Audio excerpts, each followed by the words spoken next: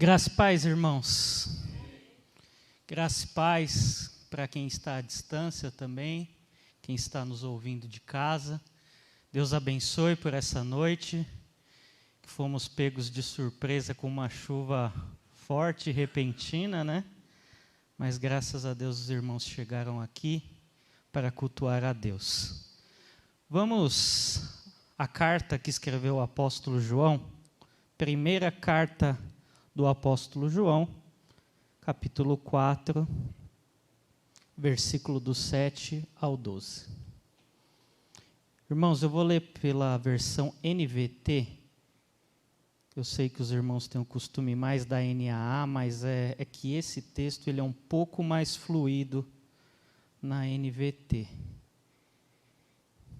O texto diz assim: Amados, continuemos a amar uns aos outros, pois o amor vem de Deus. Quem ama é nascido de Deus e conhece a Deus. Quem não ama não conhece a Deus, porque Deus é amor.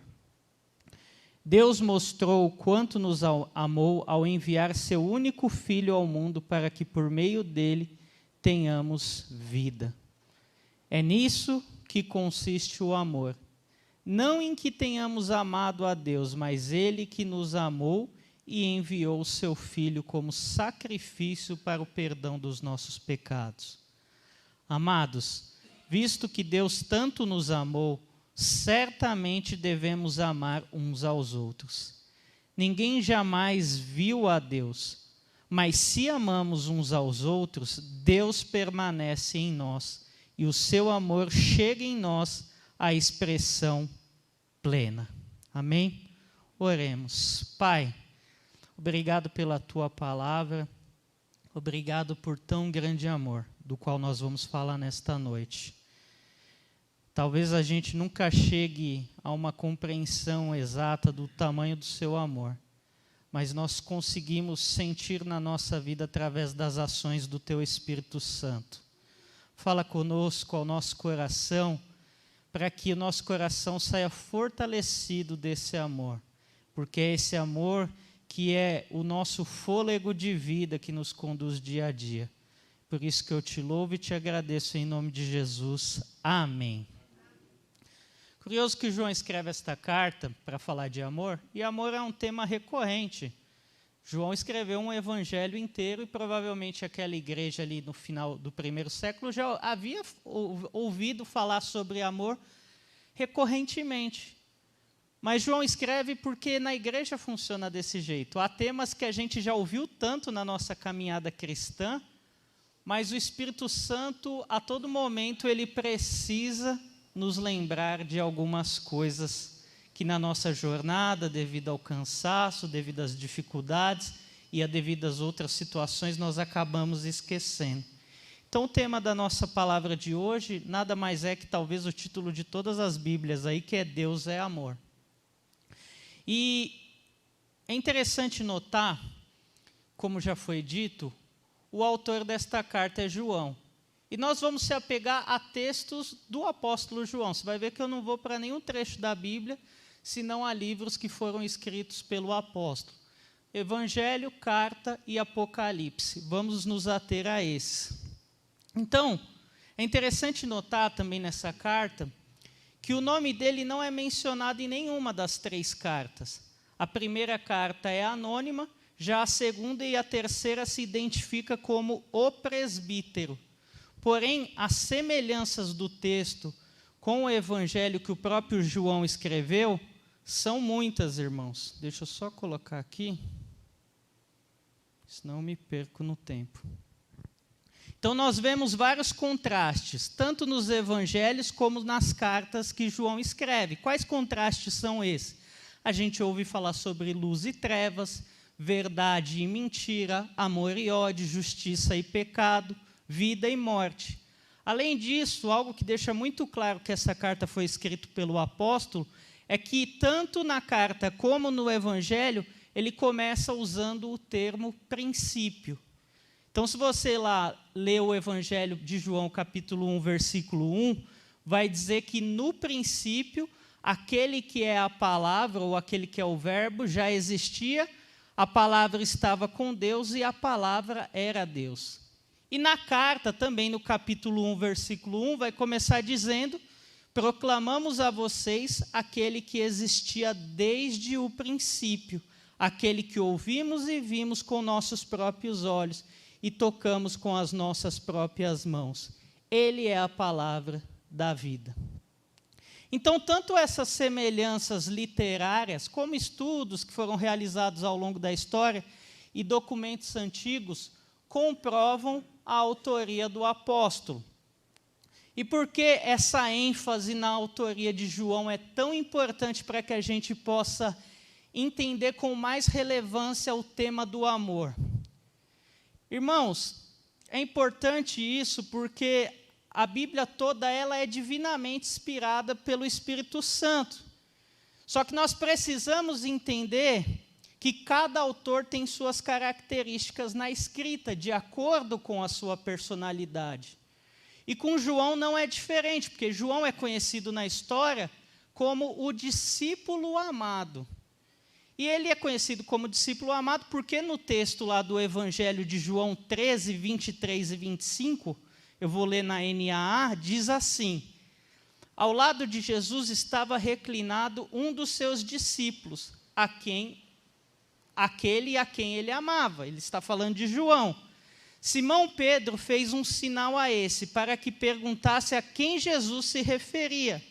Então aquele discípulo, reclinando-se sobre o peito de Jesus, perguntou: Senhor, quem é? Então aqui o texto destaca que João era amado por Jesus e que ele estava com a cabeça sobre o peito do seu mestre. Isso mostra que João era alguém que tinha muita intimidade com Cristo. João seguiu a Jesus em todo o seu ministério, inclusive era o único dos discípulos que estava na crucificação, junto com a mãe de Cristo e Maria Madalena, conforme é dito em João 19, 25 e 26. Outra coisa interessante é que João é quem escreveu o Apocalipse e teve visões extraordinárias das últimas coisas. Dos 12 discípulos, é o único que morreu de morte natural, segundo a tradição. Ele viveu mais ou menos até o final do 1º século. Lembrando que os irmãos sabem que dos 10 discípulos, lembrando que 10 dos discípulos morreram como mártires, ou seja, foram assassinados, e Judas, o traidor, tirou a própria vida. Então, por isso fica claro que quem está falando que Deus é amor, conhece bem esse amor, pois ele conhecia bem a Jesus. João era alguém muito próximo, era alguém muito íntimo. Então, podemos dizer que João andou com o amor. Ele deitou e se reclinou sobre esse amor. Ele viu o amor se entregando na cruz. Ele viu o amor renascer após 3 dias onde a esperança já tinha ido embora. E esse amor lhe mostrou a revelação da história através de Apocalipse. Esse é o famoso apóstolo João.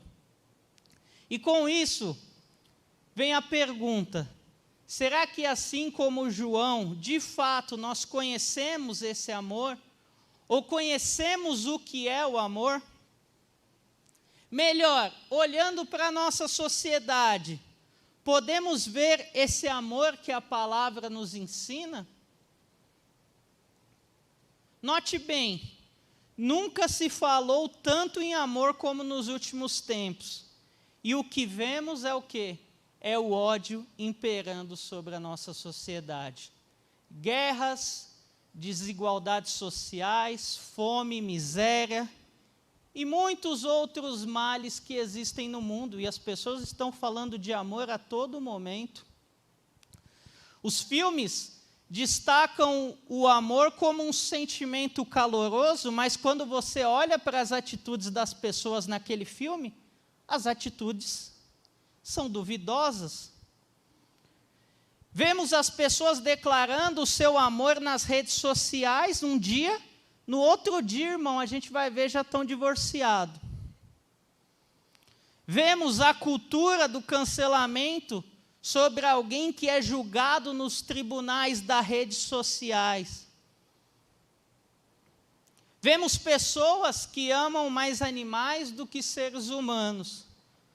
Vemos um amor intenso a coisas materiais, ao dinheiro, ao poder, a políticos, que é o que nós temos mais visto, e a tudo que esse mundo pode nos proporcionar. Vemos novas filosofias surgindo, como a do poliamor. Se você não conhece, essa filosofia ela é baseada no princípio da poligamia, quando existe a possibilidade de se estabelecerem várias relações sexuais e amorosas ao mesmo tempo, com a concordância de todos os envolvidos. Buscam o amor no mero sentimento, no prazer, na busca dos seus interesses. Buscam esse amor em pessoas ou em coisas. Assim, o amor vai sendo banalizado em todas as esferas, seja entre familiares, entre amigos, colegas de trabalho, seja entre namorados, noivos ou casados. A nossa sociedade prega o amor, mas vive outra realidade, pois, infelizmente, não tem Deus. Isso significa que não há demonstrações de amor? Sim, existem pequenas demonstrações de amor na nossa sociedade. Só que eles não conseguem viver esse amor com mais frequência, visto que Deus não é a sua fonte de amor. A sociedade que João escreveu naquela época não era muito diferente da nossa. Os cristãos estavam enfrentando o assédio da heresia, das heresias, e presenciando o aparecimento do que João chama de anticristos, ou seja, falsos profetas que pervertiam a fé daquelas comunidades que João estava endereçando as suas cartas. E essa onda de falsos ensinos estava afetando o amor daquela igreja, a ponto de os irmãos deixarem de andar na verdade e na justiça devido aos falsos ensinos. A falta do amor sempre vai deixar que a igreja ande fora da verdade e da justiça. Então, nós precisamos tomar muito cuidado com falsos ensinos que existem por aí e que facilmente são disseminados hoje pelas redes sociais, pela mídia. Gostaria de citar 4 que os irmãos conhecem bem, mas é apenas uma pequena porção da realidade que nós vivemos. O primeiro ensino falso que todo mundo conhece é a teologia da prosperidade, que todos sabem que enfatiza a bênção financeira, que você nasceu para ser cabeça e não cauda. Só que hoje, irmãos, ela não vem assim escrachada, ela vem bem disfarçada, ela vem com cheiro de evangelho, com cara de evangelho, mas ela não é o evangelho. Também nós vemos a teologia do coach, que põe o homem como centro de tudo para que ele alcance os seus objetivos. Visa a conquista de grandes e efetivos resultados em qualquer contexto, seja pessoal, profissional, social, familiar, espiritual ou financeiro. O apelo pode ser até espiritual, mas ainda assim você já deve ter escutado coisas do tipo como ser o melhor marido, como atrair e fidelizar pessoas para o reino, alcançando o sucesso através da fé. É muito bonito. Tudo isso é travestido de espiritualidade, mas não passa de enganações. Irmão, já vi muito crente postando pessoas que pregam a teologia do coach. Então, tome muito cuidado, examine quem você está postando nas suas redes sociais, veja qual é o tipo de teologia que aquela pessoa proporciona, para você não estar disseminando conteúdo antibíblico. O terceiro ensino falso que nós temos que tomar muito cuidado e que é muito recorrente nos últimos dias é os desigrejados. O fenômeno dos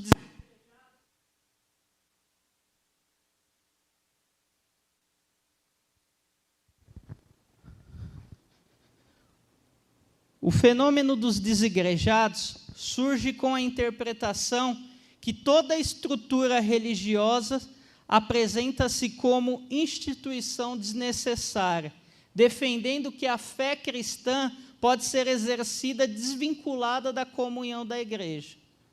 A maioria que eu conheço que falou, agora eu vou ser um desigrejado, hoje em dia não está, nem com os desigrejados ele não está mais. Isso é um perigo para a nossa fé. E por último, e que vem forte nos últimos tempos, que é a teologia da hipergraça ou do hiperamor, que basicamente enfatiza sobre a graça e o amor de Deus. Aí você deve estar pensando, enfatiza sobre a graça e o amor de Deus, que bom, né? Só que fala pouco sobre pecado, fala pouco sobre punição, sobre consequências, sobre vida de santificação, e fala pouco sobre o inferno. Na sua vida, Jesus foi um dos que... Na sua vida, Jesus falou muito sobre o inferno, falou mais sobre o inferno do que outras coisas. Então, a teologia da hipergraça é meio venha como estás e continue do mesmo jeito, pois o amor de Deus é maior do que tudo isso. É um evangelho pregado pela metade. Então, essas são apenas 4 de muitas heresias e falsas filosofias que são ensinadas em nosso tempo. Se às vezes você não conhece bem, busque informação. No YouTube tem vídeos de pregadores conhecidos e confiáveis que explicam sobre essas heresias e a gente pode estar aprendendo. Busque o pastor da sua igreja para que ele possa te ensinar, para que ele possa te orientar se você tem alguma dúvida desse tema, o seu líder, seja o que for, não fique desorientado. Então, nós devemos ficar em alerta, pois, irmãos, o evangelho, é isso que às vezes as pessoas confundem. O evangelho não é só o id. Tem gente que fala, é o id. Não é só o id. O evangelho são todos os ensinamentos contidos na palavra de Deus. É a pregação do inferno, da ira de Deus, da disciplina cristã, do arrependei-vos, do vivam de forma digna. Tudo que a palavra nos ensina são as boas novas. O evangelho de Paulo vai dizer em Gálatas 1:8 que qualquer um que pregue outro evangelho seja anátema. Quer dizer, seja amaldiçoado. Todas essas questões que eu disse, morais, sociais, de um mundo caído, e espirituais de uma teologia mal feita, aguçam o quê? Aguçam mais ainda o nosso ego. Então, o que acontece com a gente? A gente se perde em nós mesmos. Nós nos perdemos em si e deixamos de olhar para o nosso próximo. O amor ao eu se torna o meu princípio de vida. Eu estando bem é o que importa, eu tendo a melhor roupa, o melhor carro, a melhor casa. Alguns usam a desculpa que tudo isso que ele está correndo atrás e usufruindo é para a família. Mas muitas das vezes isso é só uma forma de disfarçar o seu egocentrismo. Então o trecho que nós lemos nesta noite, ele vai rechaçar toda uma visão errada do amor, nos direcionando para a fonte que é Deus, por meio do seu Filho Jesus. Então, os versículos que nós lemos, começa versículo 7, versículo 8, dizendo, amados, continuemos a amar uns aos outros, pois o amor vem de Deus, a primeira parte. João fala para nós continuarmos a amar. E agora pensa comigo, se João está falando que é para continuar a amar, significa que em algum momento isso foi interrompido. Eu deixei de amar como no princípio, eu deixei de amar como antes. Alguma coisa na minha carreira, na minha caminhada, fez com que esse amor esfriasse. Isso pode ter sido os falsos ensinos, pode ter sido o mundo, pode ter sido o pecado com que fizesse que esse amor diminuísse a ponto de esfriar. Por isso, o próprio João, em Apocalipse 2:4, ele vai escrever à igreja de Éfeso aquele texto famoso, que ele diz àquela igreja: contudo, tenho contra vocês uma queixa, vocês abandonaram o amor que tinha no princípio. João está falando igreja de Éfeso, igreja de São Caetano, o que aconteceu com aquele amor que você tinha no começo da sua fé, no começo da sua caminhada? Essa advertência precisa ferver em nossos corações a todo momento, porque pensa em pessoas que esfriam e esquentam como nós, devido às nossas falhas, nossos pecados, coisas que nós nos enrolamos no dia a dia, que vai fazendo com que esse amor esfrie. E é isso que nós temos que ter cuidado. Não podemos deixar de nos alimentar da fonte de amor que é Deus, pois se assim fizermos, cometemos o risco de cair nesse abandono de amor que nós tínhamos no princípio da nossa fé. Aí João, ele continua dizendo, fazendo uma afirmação, ele fala: o amor vem de Deus. Então ele deixa claro que Deus é a fonte desse amor. Então todos os atos de amor da humanidade caída, do ímpio que você vê, quando você vê um ato amoroso do ímpio, nada mais é do que reflexo da imagem de Deus. Mas todos os atos de amor dos que nasceram de novo são demonstrações de pessoas que conhecem ao Deus de verdade. Por isso que o texto vai dizer assim na sequência: quem ama é nascido de Deus e conhece a Deus. Quem não ama não conhece a Deus, porque Deus é amor. Então, o nascido, ele conhece a Deus, e ele ama, não tem como ser ao contrário disso, não tem como eu nascer de novo e não amar.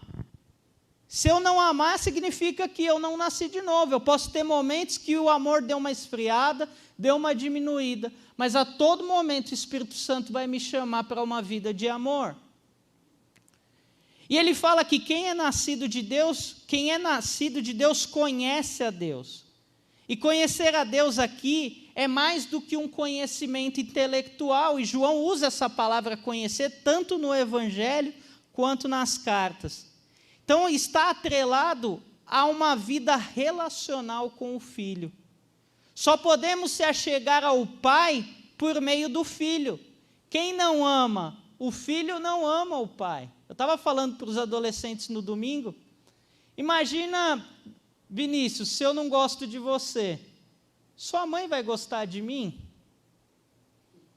Não tem como. Tem muita gente que fala, eu creio em Deus, mas nesse Jesus, não. Foi um homem bom, mas tem muita história mal contada. Então você não conhece a Deus. Para ter o Pai, tem que ter o Filho. Por isso que o Filho fala para os discípulos, eles falam, mostra-me o Pai. Eles falam, vocês não estão vendo o Pai, vocês estão andando comigo esse tempo todo, e vocês não conhecem o Pai? Quem vê a mim, vê o Pai. Então conhecer aqui é fruto de quem nasceu de novo, e teve uma experiência com Jesus, e continua a ter essa experiência por meio de uma comunhão. Irmãos, conhecer não é só teoria. Tem gente que conhece isso aqui do começo ao fim, teoria. Mas o conhecer verdadeiramente, o conhecer que nos leva à vida eterna, leva-nos a uma experiência pessoal com o nosso Salvador. Conhecer a Deus significa amar a Ele acima de todas as coisas, porque Ele nos amou primeiro. E reconhecer, nós temos que reconhecer o amor dEle, em dar o seu Filho para morrer em nosso lugar, assumindo a nossa culpa do pecado. E é exatamente isso que os versículos a seguir vão dizer, 9 e 10. Olha como Deus mostrou esse amor. Deus não mostrou esse amor dando presente. Às vezes tem gente que acha que o presente é o maior ato de amor, né? Tem pai que enche o filho de presente, achando que isso vai preencher alguma lacuna que ele não fez. Pais, o maior presente que você pode dar ao seu filho é você mesmo. É a sua presença. É um tempo de qualidade com seus filhos. E foi isso que o Pai Celestial fez por nós. Deus mostrou o quanto nos amou ao enviar seu único Filho ao mundo, para que por meio dele tenhamos vida. É nisso que consiste o amor, não em que tenhamos amado a Deus, mas em que Ele nos amou e enviou o seu Filho como sacrifício para o perdão dos nossos pecados.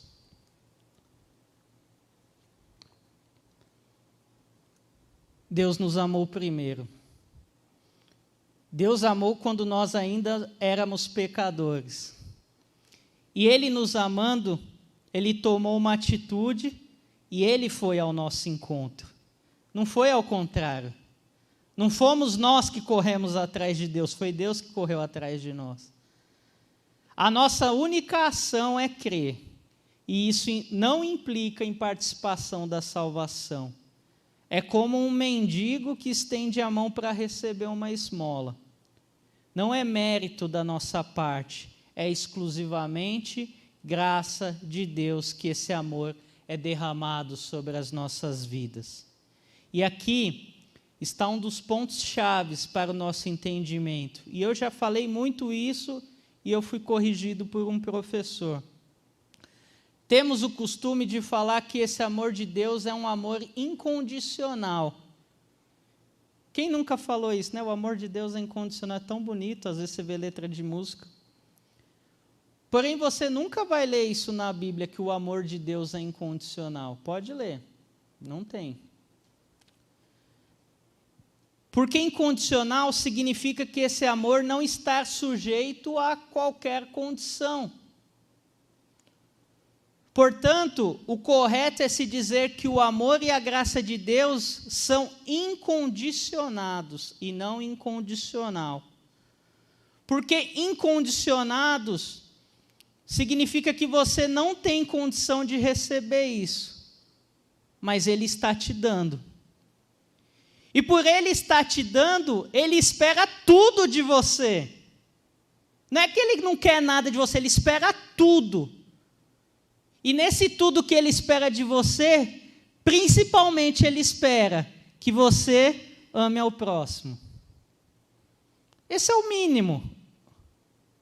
Mas Ele espera de você uma vida de amor, uma vida de santificação, uma vida nova em Cristo.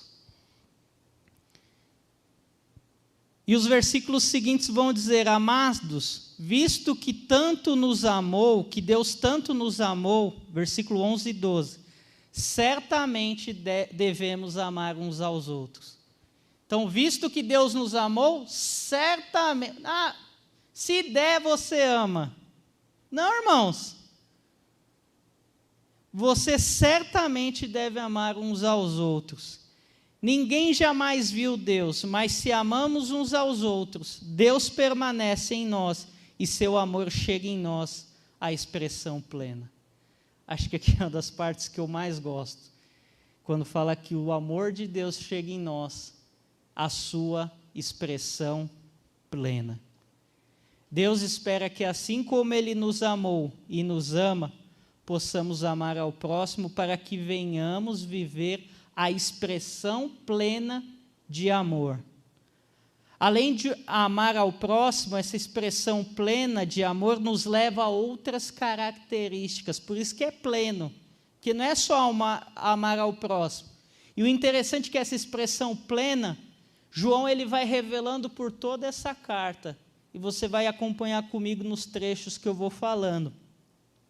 Quem vive a expressão plena de amor de Deus, vive na luz, 1 João, capítulo 1, versículos 6 e 7. 1 João, capítulo 1, versículos 6 e 7. Portanto, se afirmamos que temos comunhão com Ele, mas vivemos na escuridão, mentimos e não praticamos a verdade. Mas se vivemos na luz, como Deus está na luz, temos comunhão uns com os outros, e o sangue de Jesus, seu Filho, nos purifica de todo o pecado.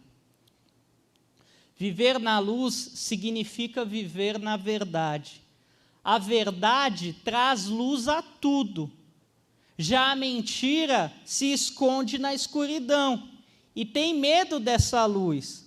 Jesus é a luz que veio ao mundo e nos iluminou com o seu amor, perdoando os nossos pecados. Então, aqui é a primeira característica de quem vive a verdadeira expressão plena de amor. Segunda característica, obedece os seus mandamentos. 1 de João, capítulo 2, versículo de 3 ao 5. E veja como que as coisas se fecham. E sabemos que o conhecemos se obedecemos os seus mandamentos. Se alguém diz eu o conheço, mas não obedece os seus mandamentos, é mentiroso e a verdade não está nele.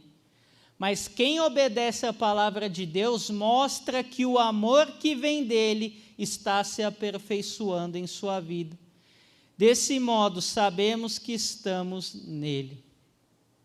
Aqui, irmão, de forma bem básica, não adianta dizer que ama a Deus e viver uma vida de desobediência. Deus não reconhece o amor de quem vive no erro deliberadamente. Deliberadamente, deixando bem claro. É óbvio que podemos passar por momentos de dificuldade na nossa caminhada, mas precisamos reconhecer o nosso erro e se arrepender. Terceira característica de quem vive essa expressão plena de amor: não ama o sistema mundano. 1 de João 2,15.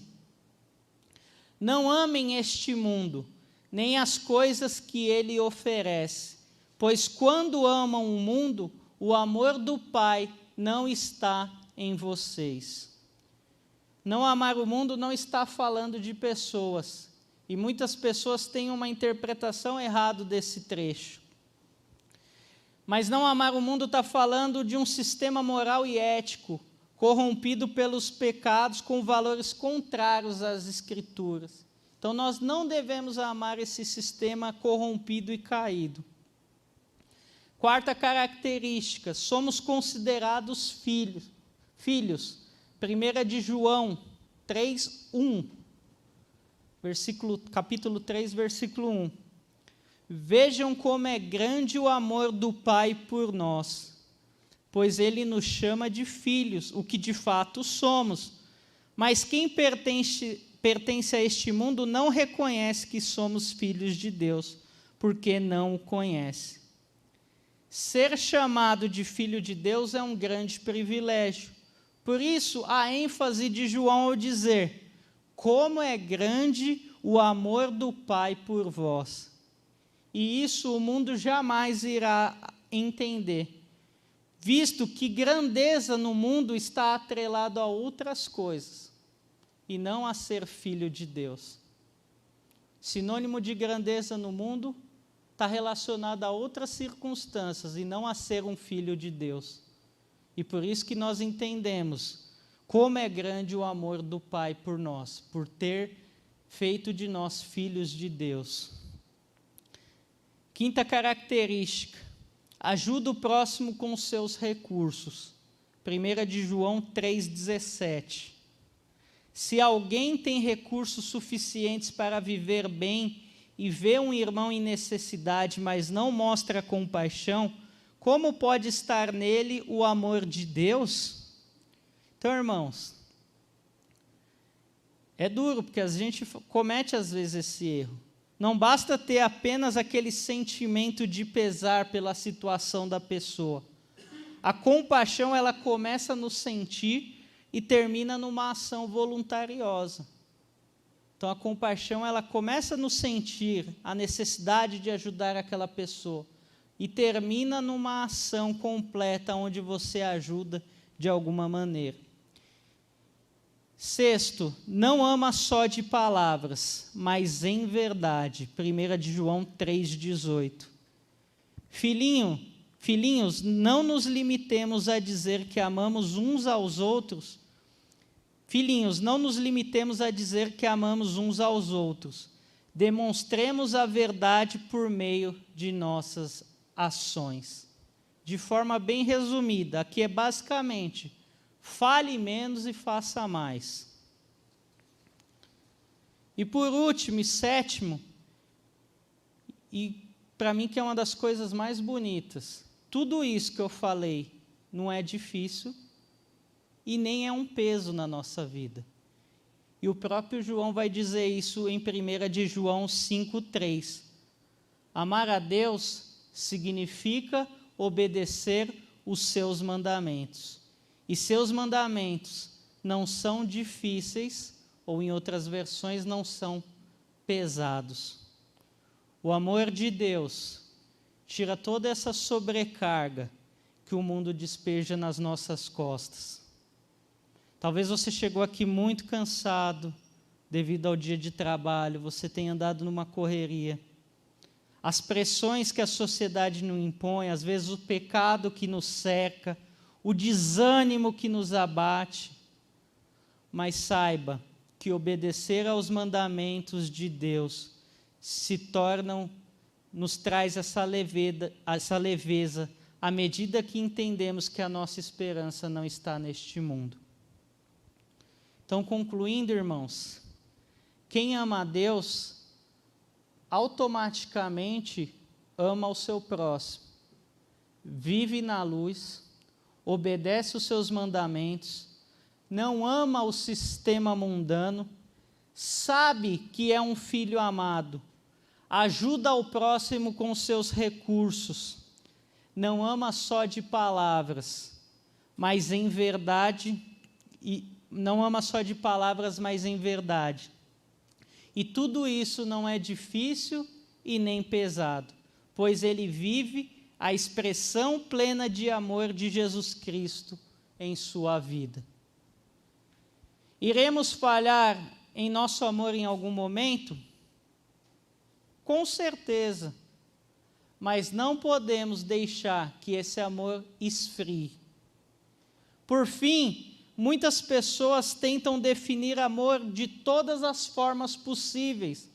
Alguns entendem que amor é um mero sentimento, outros entendem que se resume a uma ação, mas o amor, ele começa no sentir e termina no agir. Mas só isso não é o suficiente para nós defini-lo. Uma música famosa, que talvez muitos irmãos conheçam, diz que todas as formas de amor são válidas, mas só em Cristo em Cristo a única forma de amar válida é aquela que está de acordo com a verdade e a justiça que a sua palavra ensina. O amor em Cristo lança fora todo o medo, e o maior deles é o da morte, pois o amor venceu a morte. Sendo assim, a melhor definição que nós podemos ter de amor está em Deus, por meio do sacrifício de Jesus Cristo, nosso Salvador. Quer definir o amor? Olhe para Jesus. Só nele você vai ver a verdadeira expressão de amor através do sacrifício na cruz. Todas as outras formas de amar serão defeituosas em algum momento, mas em Cristo nós encontramos o verdadeiro amor. Amém? Pai, obrigado por nos amar, por nos lembrar o quanto o Senhor nos ama, mesmo com tantos erros, com tantas falhas, O Senhor nos convida sempre a uma vida de arrependimento por meio do seu amor. E o seu amor não nos causa medo, mas o seu amor nos traz a esperança de dias melhores, Pai. O verdadeiro pai que ama o filho corrige o seu filho quando necessário, e é isso que o Senhor faz conosco. Como crianças desobedientes que cometemos erros a todo instante, o Senhor nos corrige e o Senhor nos ama, direcionando para o melhor caminho. Talvez tenha pessoas que não tenham sentido mais esse amor de Deus na vida delas, mas que nesta noite o Senhor renove as esperanças dela por meio do Teu Espírito, Pai. Porque quando o Senhor Jesus Cristo foi embora dessa terra e subiu aos céus, Ele deixou o Seu Espírito, que é alguém para estar ao nosso lado, nos amando e nos direcionando. Que a gente possa se sentir amado, Senhor, por Ti, que a gente possa sentir esse amor fluir em nosso coração por meio da nossa fé, que a nossa fé e o nosso amor não venha diminuir e não venha esfriar, que a gente venha amar o nosso próximo, que a gente venha ser sensível ao nosso próximo, que nós não venhamos ser pessoas grosseiras, pessoas ignorantes, que nós não venhamos deixar que a ira tome conta do nosso coração, tratando as pessoas mal, tratando as pessoas, às vezes, da igreja, Senhor, sem delicadeza, mas que esse amor venha, Senhor, sobrepor todas essas coisas, e que a gente venha tratar os nossos irmãos em amor, com carinho, com dedicação, Senhor, fazendo esse sacrifício de amor, assim como o Senhor fez na nossa vida, Senhor. Que a gente não se deixe levar pelas coisas deste mundo, que a gente não se deixe levar pelo sistema, pelas heresias deste mundo, mas que a gente venha, Senhor, viver a verdadeira expressão de amor em Cristo Jesus. Em nome de Jesus eu te louvo, Senhor, porque o Senhor nos amou primeiro, mesmo quando nós ainda éramos pecadores. O Senhor, já nos olhou com seu amor e morreu em nosso lugar para nos dar uma nova vida, nos dar uma nova esperança, para nos dar a vida eterna em Cristo Jesus. Obrigado, em nome de Jesus. Amém.